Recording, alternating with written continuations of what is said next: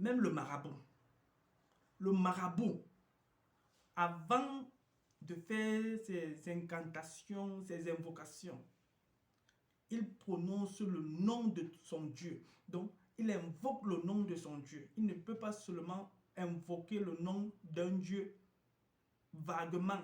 Non, il invoque le nom de son Dieu pour que son Dieu apparaisse. Il faut qu'il invoque le nom de son Dieu. Mais alors que toi, tu dis que tu es chrétien, tu vas à l'église, mais tu ne connais pas le nom de ton Dieu.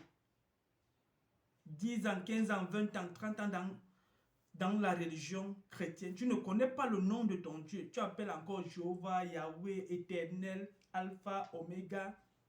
Tu ne connais pas le nom de ton Dieu. Elohim, El Shaddai, ce sont les attributs. Ce sont les attributs. Est-ce que tu as déjà cherché à connaître le véritable nom de ton Dieu? Parce que les attributs ne font pas partie du nom.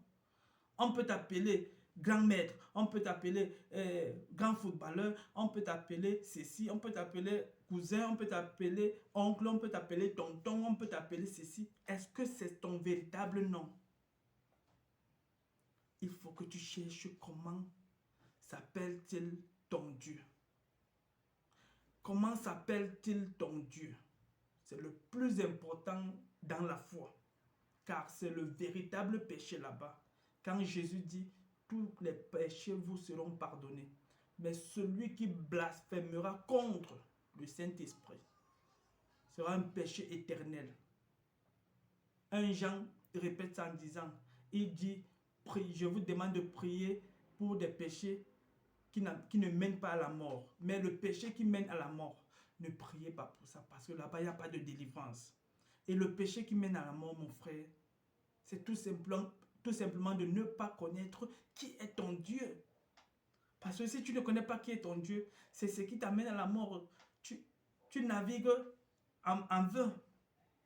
Tu navigues en vain, tu n'as pas de sens.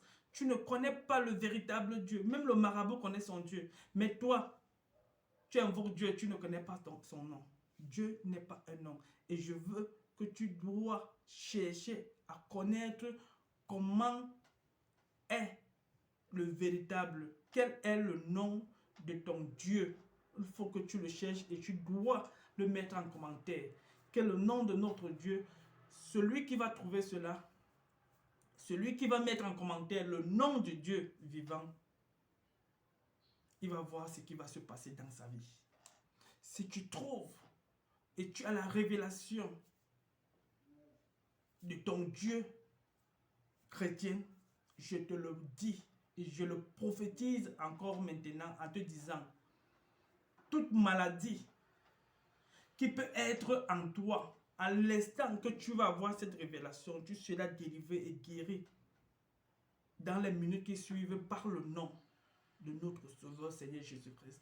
Mets le nom de ton Dieu en commentaire, de notre Dieu, celui qui a créé le ciel, la terre et toutes choses. Et tu verras ce qui va s'accomplir dans ta vie.